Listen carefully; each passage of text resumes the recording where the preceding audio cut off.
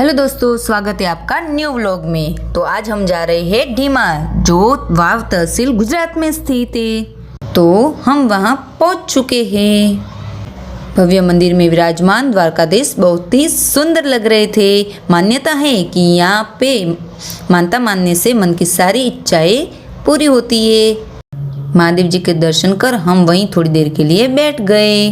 मंदिर बहुत भव्य और शांतिमय है। आप भी यहाँ आना ना भूले। ओम नमो भगवते वासुदेवाय का मंत्र का जाप करते करते हम पहुँच गए पुराने मंदिर, जहाँ पिपाजी महाराज की प्रतिमा भी सुशोभित है। फिर गए गोपी तालाब, जहाँ हमने फोटो निकाली और वीडियोस बनाए।